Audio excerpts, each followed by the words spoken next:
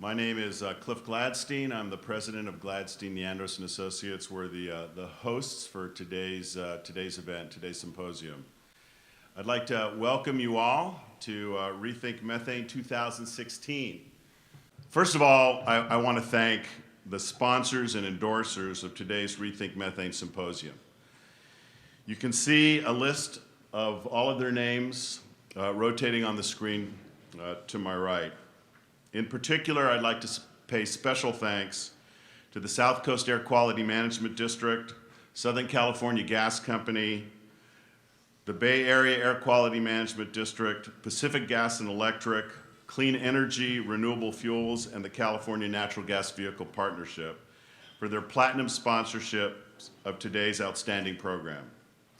In addition, we owe thanks to Trillium, a Love's company, Harvest Power, and Waste Management for their sponsorship of our lunch, snacks, and our post-symposium reception. We all know that food and drink are the lubricants that keep such events like this moving smoothly, and these companies made our food, treats, and refreshments possible. And our gratitude extends to our other sponsors, including the Sacramento Municipal Utility District, American Gas Association, BP, Fuel Cell Energy, and Pure Gas. If, through the course of today's symposium, you see someone with a badge associating them with one of our many sponsors, please take a moment to thank them, as Rethink Methane would not be possible without the generosity of our supporters. It is also important to recognize that each of these organizations has taken a leadership role in the effort to increase the use of cleaner renewable fuels, decarbonize our energy supply, and explore ways to use low-carbon gas for the transportation sector. Thank you very much for your support. The theme of Rethink Methane 2016 is different than last year. In 2015, we introduced the notion that renewable gas, whether it came from existing organic waste, purpose-grown crops, or from technologies developed to store electrons from renewable power generation as molecules, warrants special attention and encouragement, particularly from the state's policymakers. We introduced the postulate that, although methane has been getting a bad rap in recent years, it would be counter to our interests and policy objectives to ignore the critically important role that renewable methane can play in accelerating the achievement of clean air, low-carbon energy, and economic growth in California. Last year's speakers discussed the value that renewable gas can bring to the state and urged policymakers to educate themselves about both the fuel and the technologies that produce and harness it. This year, we have asked our speakers to dig into the topic a bit deeper. The mandate for this year's program is to identify the obstacles, barriers, hurdles, and other impediments for the development of a robust and successful renewable methane industry in California.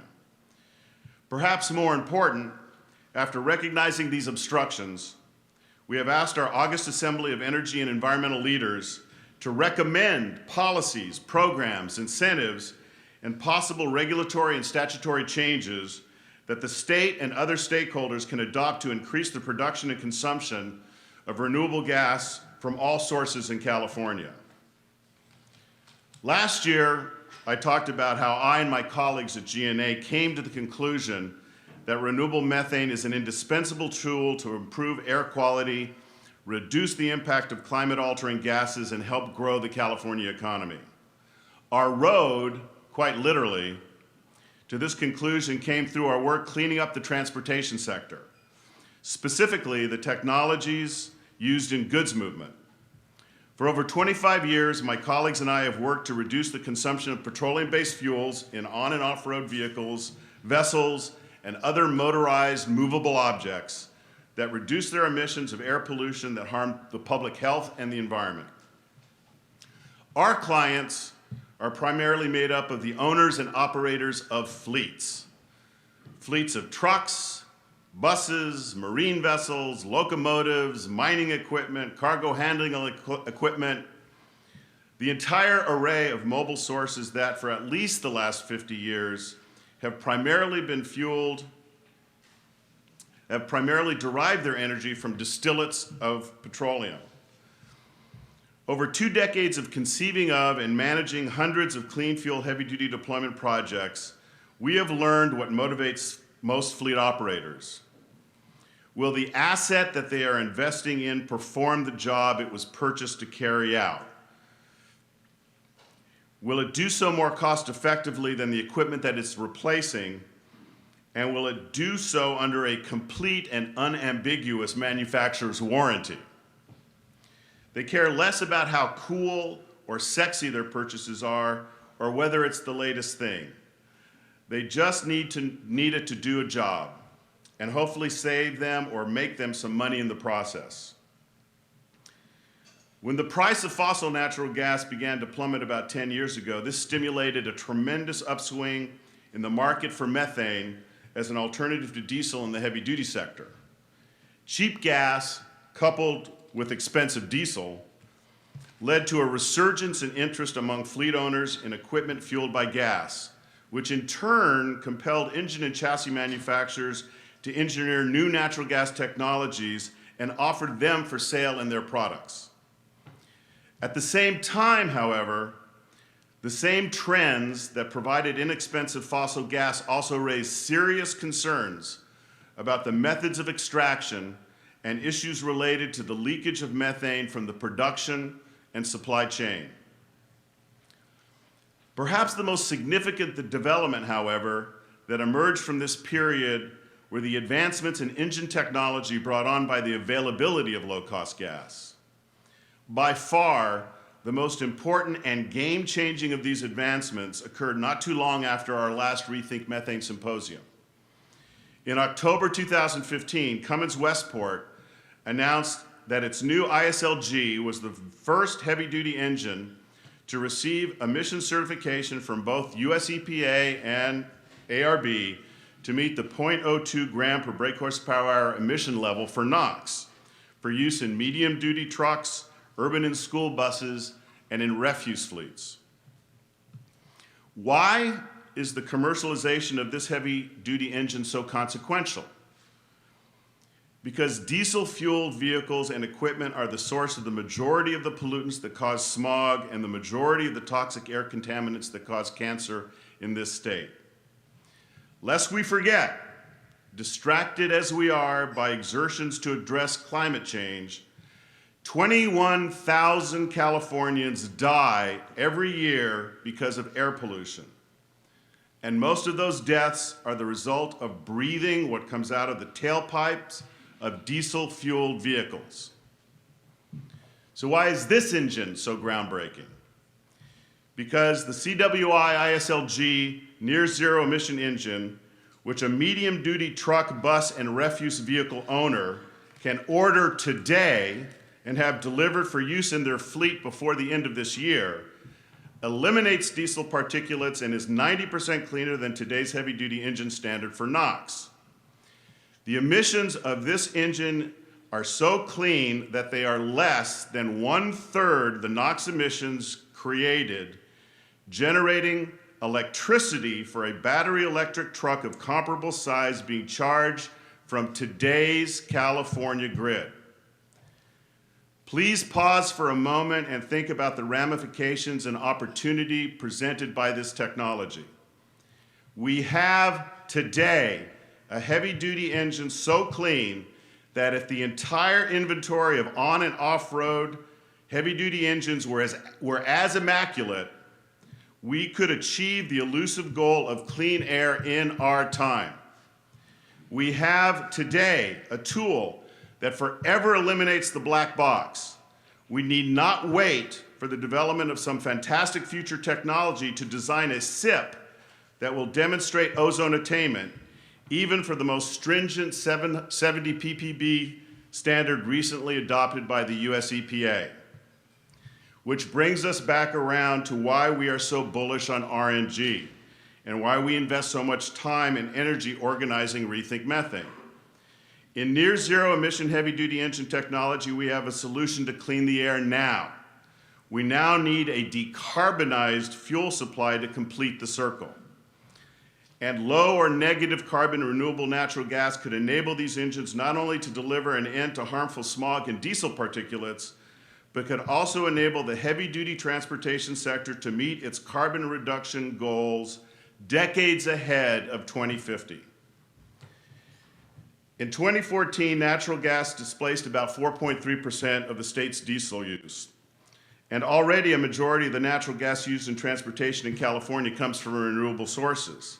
57% of the natural gas reported under the Low Carbon Fuel Standard program is RNG, a percentage that continues to grow.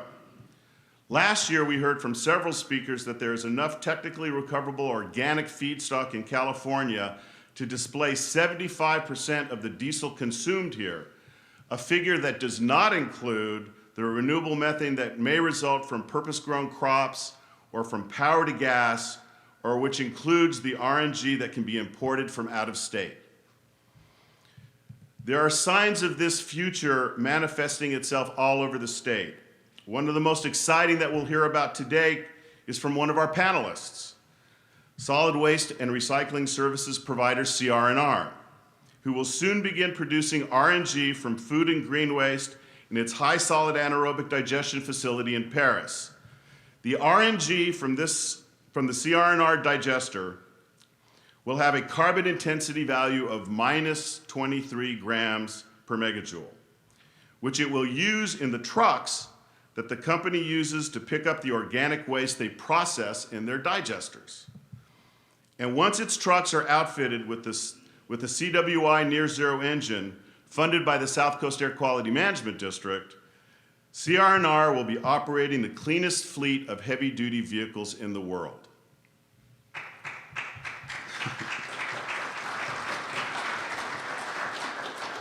This is the future that is made possible by renewable methane, a future that can and should begin happening immediately. Because with renewable methane and near zero emission heavy-duty engine technology, we don't have to wait until 2050 to realize our ambition to deliver climate stewardship and clean air to California's breathers, particularly in communities disproportionately impacted by diesel pollution. If commitments were made today, we could realize this charge by 2030. This is why today's discussion is so important.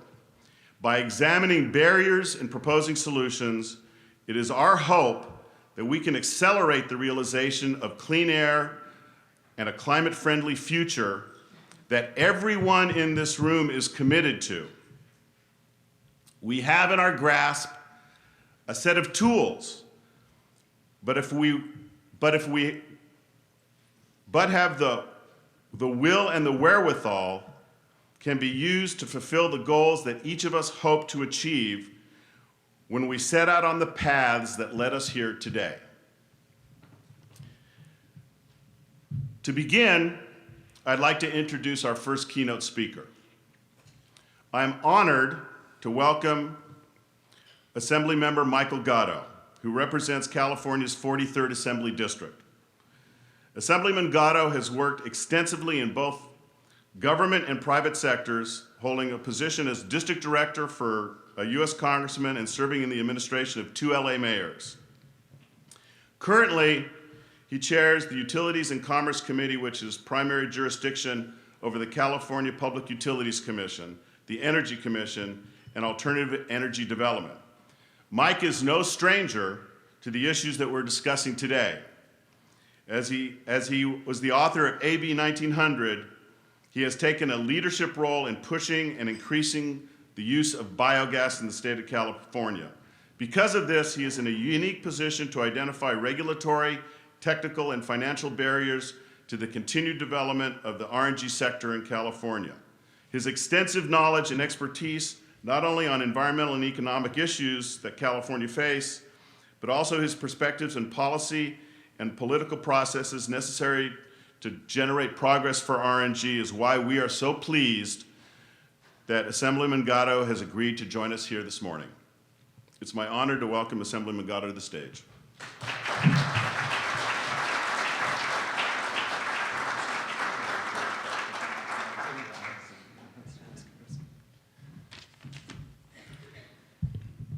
Wow, that was a heck of an introduction, Cliff. Really appreciate it.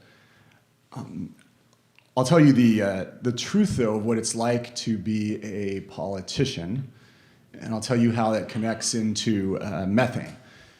So right after I got elected, I had a really tough first election battle. I had 4 elections in 7 months, 3 in 8 weeks, and 2 on the same day. Long story.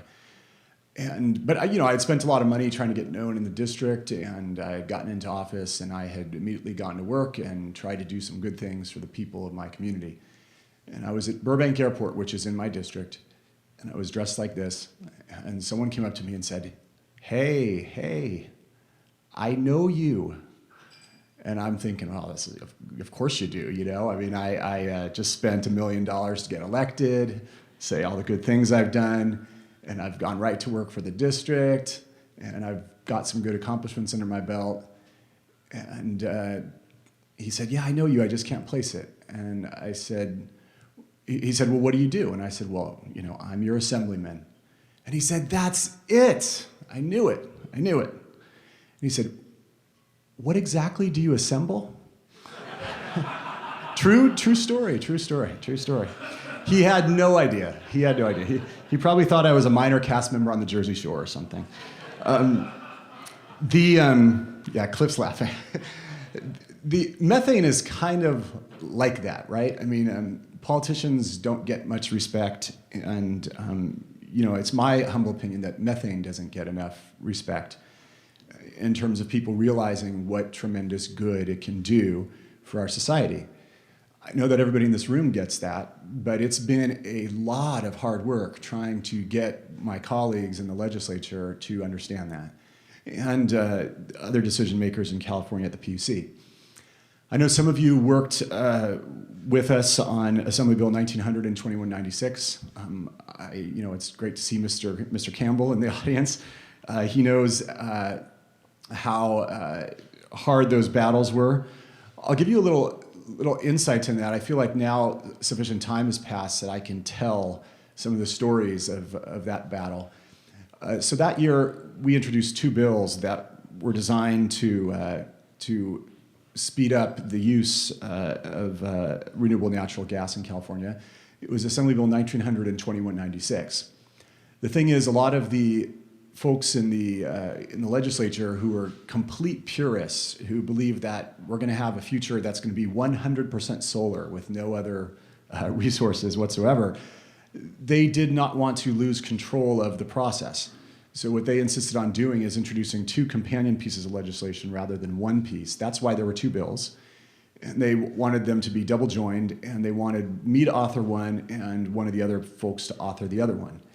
And the whole idea is that they could keep control of the process and make sure that the people in this audience who like methane would not get too far out of line, because the bills were double joined. And if one of them failed, the other one would fail. If one of them was signed and the other one was not signed, they would fail. So we kept pushing and pushing and pushing for things that made sense.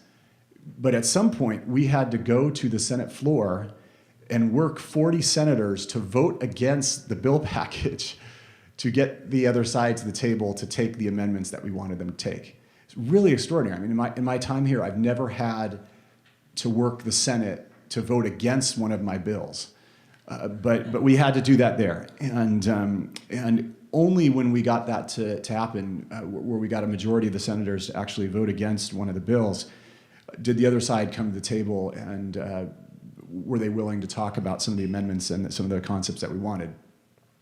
Obviously, our goals with 1900 and 2196 were fourfold. First of all, we wanted to allow RNG into the pipelines. We wanted to put it to good use. Second, we wanted to encourage it. We wanted to incentivize it as a domestic, in-state source of energy. We wanted to set standards and benchmarks for the various folks out there so that they knew exactly what the state would expect. And we wanted to try to work through the problems on heat and siloxane and things like that. Now, with a little bit of time beside us, I can say that 3 out of 4 ain't bad.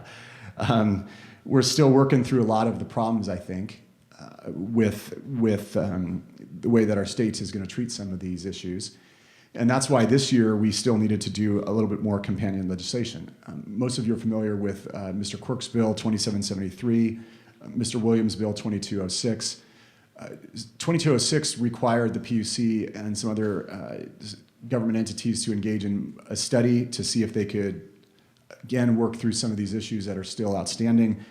And 2773 told the PUC to go back and reconsider the heating value issue.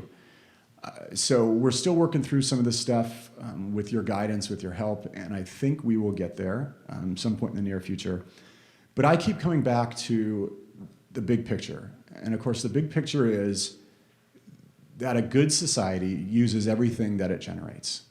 I don't care if the source of energy comes from cow poop. I don't care if it comes from a landfill. A good society uses everything that it generates. And these sources of energy are not going to go away anytime soon. I still enjoy my beef, I still enjoy my milk, and I still throw stuff away.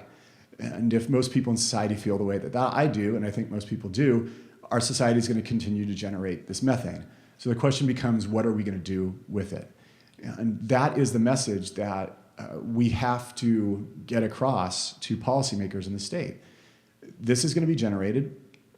We can flare it, we can burn it, we can waste it, we can do a million things with it, or we can put it to good use. And if we put it to good use, it's going to be, there's ways now to make it much cleaner than a lot of the stuff we use right now. And if we can do that, then we sort of, what they used to say, close the loop. The other big picture that I always remind people of is, how many people remember the 1970s? Am I the only one? I know my staff doesn't. I mentioned to my staff Dean Martin the other day. They said, "Who's that?" It was very depressing. But I mean, in the 1970s, you know, the holy grail for the United States was energy independence. I mean, that was the holy grail. It was, we want to get away from having to import so much oil, and we want to make sure that we have total and complete energy independence. And here it is where we have something that really gives us an opportunity to make it such and meet those goals from the 1970s. And I think it's kind of odd, I think, that certain policymakers are now finding problems with that. So I think when talking with people, and then the third concept I think that we're trying to get across the policymakers, and you'd be surprised how many don't know about this, and that is this concept of what happens. If you talk to most people in the Democratic Party, you talk to most Californians, and you say, well, what do you see for our future for energy? Most folks will say solar. That's what I see for the future of our energy. But very few people stop and think what will happen or what our state does when the sun doesn't shine and the wind doesn't blow. You'd be surprised. We've held town halls all around the state, and I'm not sure that people grasp when you come home in Los Angeles in the summer, in July, and you flick on your air conditioner at 7 o'clock and it's still 110 degrees outside, your electrons are coming 100% right now from natural gas.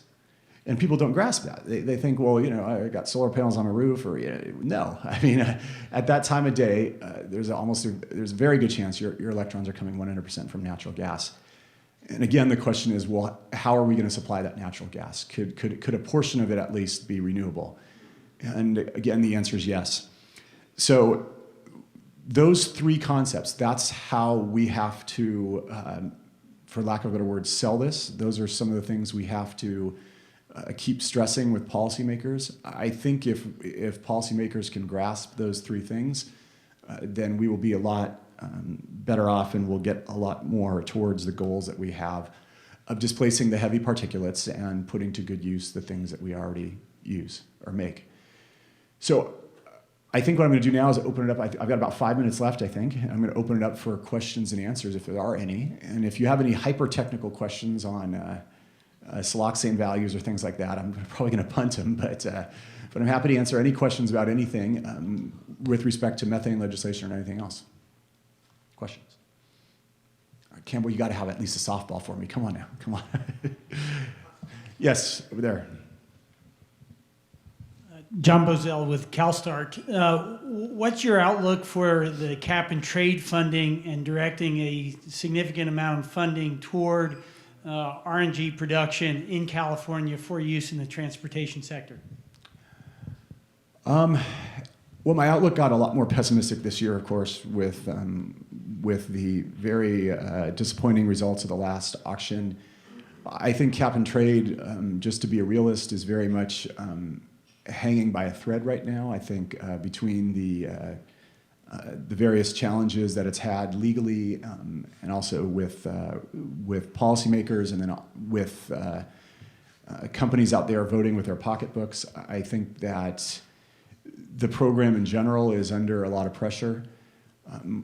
The idea that there will be a lot of cap and trade funds for this industry, I don't think that's where they will be prioritized. I hate to be the bearer of bad news. Other questions? After that wonderfully upbeat one, or a wonderfully upbeat answer.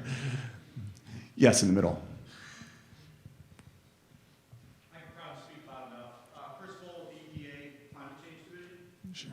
What's happening in the state with what's happening in the state with demand side incentives? So encouraging more natural gas vehicles. Is there some good bills or incentives already in place to allow people to convert over to natural gas vehicles? I mean, the short answer is there's not enough. Most of the action there has typically been down at the ports. The idea has been that if we can replace the truck fleet, we can, and this goes back 10 years, 15 years before I was in the legislature. I mean, the notion was that if we can start cleaning up the major emitters of diesel, idling vehicles in port corridors, that we'll get the best bang for the buck. I'm not sure that necessarily is the best path, though, because we now have a society, particularly here in California, where there's so many people who are willing to consider alternative vehicles. But not everybody can afford a Tesla. Not everybody necessarily wants to have the range anxiety that comes with electrical vehicles yet. So, for the people who have long-haul commutes or who drive a great deal, would they be probably better served by some incentives by the legislature to drive a natural gas vehicle as opposed to a Leaf? Yeah, the answer is yes. I mean, we should be doing more on that. There's no major legislation going through this year, but I think it's something that people in this room could work on for next year, because I think people are starting to be a little bit more nuanced, and they're realizing that we're not going to go from 0 to 100, in one decade or one generation even. There's going to need to be bridge technologies before we, have an entirely electrified fleet of cars. All right, here comes my softball. Oh boy. First of all, thank you for your leadership. Since the day you were elected, you've been a champion for renewable natural gas. And on behalf of the Clean Energy and as the chair of the California Natural Gas Vehicle Coalition and the partnership, we really thank you for your hard work. Thank you. You're a true friend. There's my softball. No, all right. Thank you. And we share your pain in terms of the greenhouse gas reduction funds in the auction. It is disappointing. We're hoping that it does recover and we can continue to see these programs work. Of course, the program, the overall long-term viability with SB 32 in the wings, it's caused a lot of interest. Certainly the hearing the other day for natural resources was intense, to say the least. But we continually hear that those who oppose SB 32 are meeting with the governor's office and trying to put the low carbon fuel standard as the possible negotiating piece to possibly extend SB 32. And as you know, the lifeblood of being able to do renewable fuels is the low carbon fuel standard. Right. What we can't get in the greenhouse gas reduction fund, we definitely get in the LCFS. And I guess my question is, how important is it for this industry to educate the legislature on that point? And number two, do you see the legislature supporting an SB 32 extension with a compromise that would either jeopardize or eliminate the low carbon fuel standard program? Sure. Okay, so two questions packed in that. Of course, the first one was does the current legislature understand, all these issues, and who should we partner with sort of to educate folks? Just to give you a little bit of flavor on this, I am the longest serving current assembly member. Okay, I got elected in 2010. I am the dean of the assembly. I am the longest serving current assembly member. 80% of the assembly has served for less than 2 years. Now term limits has changed now, but I mean, this is a creature of, we're just now getting the new classes in from the new 12-year rules, but it's got to be frustrating for all of you. There's so much knowledge in this room, and Todd has forgotten more than I'll ever know on a lot of these issues. And it's got to be frustrating for you to have to go through every different iteration of the legislature and explain to them the issues again and again and again. That being said, the new legislature, these folks have 12 years in either house, so I think they're going to learn these issues a little more in depth and be able to remember the lessons that you teach them. But I think it is very important to find a block in the legislature right now and sort of stick with them and use that block to be your real champions. The legislature right now is split. It's very split, and it's more split than I can ever remember it. It's really, there's two splits right now. There's a split among the Democratic Party between so-called moderate Democrats and more liberal or progressive Democrats. And there's also increasingly a split based on California's geographical divide. You have coastal Democrats and inland Democrats. And I think it's really important to sort of pick some allies within that split and have somebody championing this industry. If you think the agricultural angle is the best angle to go, then by all means talk to the Democrats who have agriculture in their districts. If you think that there's another angle to go, then talk with them. But there are this so-called bloc of moderate Democrats. There's a lot sort of in the press last year about this bloc of people being, sort of in the driver's seat with the negotiations for extending all of these environmental programs, and to some degree that's true. But so I think it's important to get into some of those meetings and then talk with them about it. And the second question, which I've already forgotten, I'm told I've got a minute left. Second question had to do with, whether I see an extension. So I think a lot of the extension hinges on whether it ends up being a 2/3 vote bill or a simple majority vote bill. If it's a 2/3 vote bill, I'm not optimistic. And the reason why is I think the courts have issued some preliminary rulings that there's some components of it that are like a tax or a fee. If that's the case, I don't think that deal is cut. If they put forth a simple majority vote bill, then yeah, I think there's a possibility it gets done this year. So thank you, everybody. Thank you so much for listening. Thanks for all the work you do. I stand ready to help you in any way that I can, and please feel free to contact me anytime. Thank you very much.